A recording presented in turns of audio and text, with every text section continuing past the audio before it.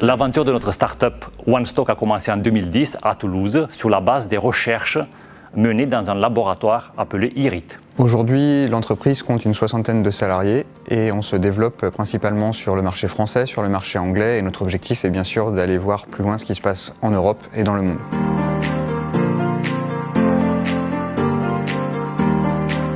Tout a commencé avec les travaux que nous avions au laboratoire avec notre complice Vincent Charvilla sur des modèles décisionnels stochastiques appliqués au multimédia, au web et à l'e-commerce.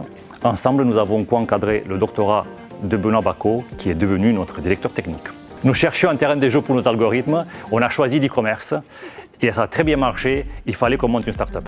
10 ans après, le modèle économique est validé et aujourd'hui, notre solution permet à des marques et des distributeurs d'optimiser l'écoulement de leur stock et d'orchestrer leurs commandes omnicanal. Aujourd'hui, nous continuons à faire de nombreux développements R&D sur le logiciel pour bien évidemment l'améliorer, lui donner plus de fonctionnalités et faire en sorte que nos clients soient le plus satisfaits possible.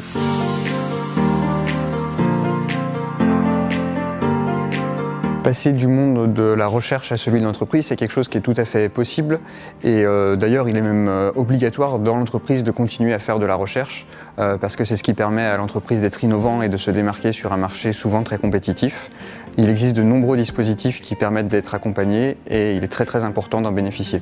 Quand on crée une start-up, on apprend beaucoup, on apprend en marchant. Il est important de bien s'entourer, l'équipe c'est très important. Il était aussi très utile de bien se faire accompagner. Et enfin, la persévérance, parce que ce n'est pas toujours facile. Il faut s'accrocher, il faut avoir une équipe soudée autour de soi.